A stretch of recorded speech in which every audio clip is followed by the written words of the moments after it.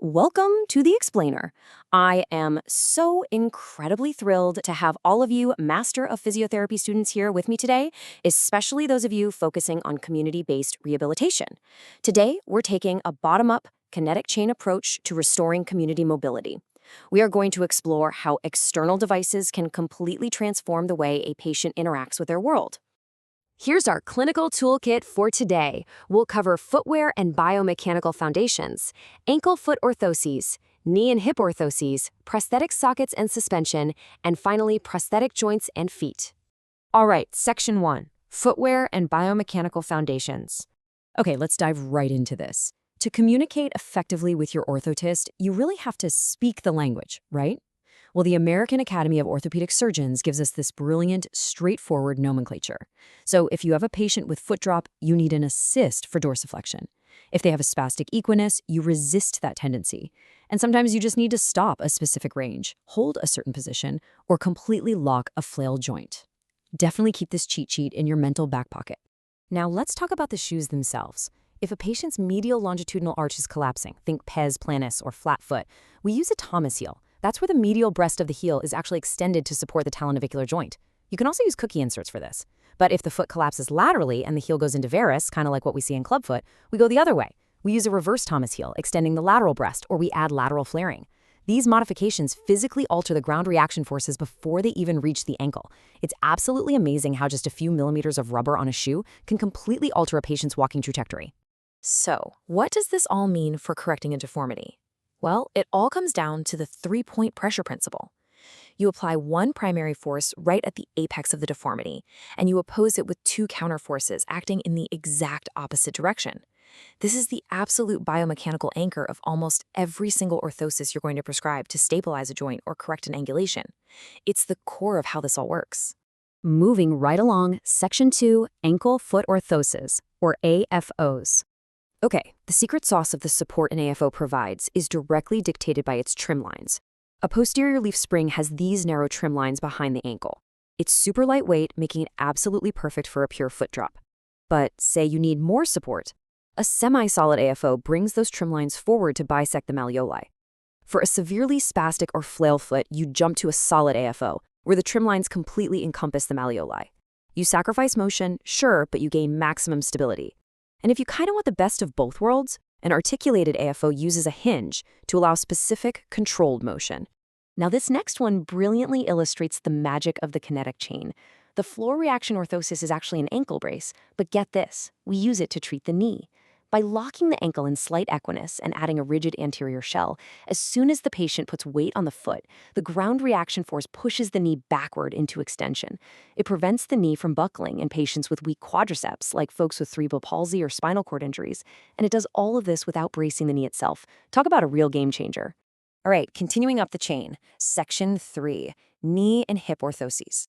Let's do a quick brace face-off between functional knee orthoses, or FKOs. You see these a lot after ACL repairs. They are fantastic for low load stability and giving the patient proprioceptive confidence. They really help reduce kinesiophobia, that fear of re-injury when a patient is getting back out into their community. However, the data tells us that under high-demand, high-load activities, an external brace simply cannot fully replicate the non-linear stiffness of a real, intact ACL. Now compare a standard hinge support to an unloader brace for osteoarthritis. In knee OA, cartilage breakdown often leads to a really painful varus alignment. An unloader brace applies a valgus force, directly reducing the knee adduction moment, or CAM. It literally physically shifts the weight-bearing load completely away from the degraded medial compartment. That opens up the joint space and provides huge pain relief during community ambulation. Shifting our focus to pediatrics for a second. Early detection of hip instability is absolutely critical. You all know the Ortolani and Barlow tests for developmental dysplasia of the hip.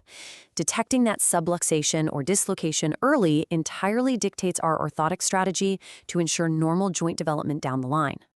Once identified, the whole goal is positioning. Whether it's a public harness for newborns or a thermoplastic static hip abduction orthoses for infants 6 months and older, we must hold that hip safely in about 90 degrees of flexion and 120 degrees of abduction. This seats the femoral head perfectly into the acetabulum, almost like a puzzle piece, allowing the socket to develop normally right around it. But for older children dealing with Legg-Calvé-Perthes disease, the strategy shifts. We use something like the Atlanta/Scottish Rite orthosis. It maintains that vital abducted position to contain the femoral head. But the really cool part is the hinges. It allows free motion at the hip joints, so the kid can still walk and actually engage in their community while they heal. Section 4. Prosthetic sockets and suspension. We're getting into prosthetic foundations now. The foundation of every single prosthesis is the socket, and total contact is the holy grail of socket design. Simply put, if the socket doesn't fit with total intimate contact, nothing else matters.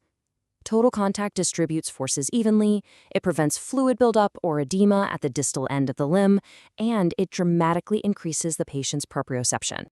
But here's the catch. Total contact does not mean equal pressure everywhere. For a transtrivial or below-knee amputation, there are strict rules. You absolutely must load the pressure-tolerant areas. Think the patellar ligament, the medial tibial flare, and the meaty gastrocnemius. And on the flip side, you must avoid loading the pressure-sensitive bony prominences. That's the patella, the crest of the tibia, and crucially the fibular head, because you absolutely do not want to compress that perineal nerve. Next up, how do we actually keep that socket attached? We've seen incredible technological evolution here. Step 1 is the 3S system. It's a gel liner with a pin that clicks into a lock. Super simple and great for new amputees. Step 2 is suction. You push the liner in, and air escapes through a one-way valve. It's highly secure and reduces that damaging up and down sliding called pistoning, but the patient's limb volume has to remain very stable.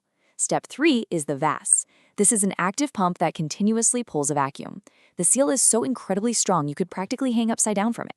It gives the ultimate control and proprioception, though, it does add a bit of weight and cost. Moving up to the transfemoral or above-knee level, the ischio containment socket is the modern standard. Older designs used to cause terrible groin pinching, just awful. This design completely revolutionized comfort by adopting an oval shape. It's narrower side to side, which actually encapsulates the ischial tuberosity. It physically shifts the patient's weight bearing directly onto their pelvis, providing total contact and vastly improved medial lateral stability. Finally, Section 5, prosthetic joints and feet, completing the chain. Choosing a prosthetic knee is a careful, massive trade-off between absolute stability and dynamic, natural movement. A manual locking knee offers ultimate safety for low-function users, but it forces an unnatural, stiff-legged gait. A weight-activated knee is a little bit smarter. It bends freely during the swing, but locks the moment weight is applied so it won't buckle. A hydraulic knee uses fluid dynamics to let patients walk at different speeds comfortably. And then there's the microprocessor knee. This is literally a computer that reads ground forces 50,000 times a second, instantly adjusting the resistance to seamlessly mimic an anatomical knee. Just mind-blowing.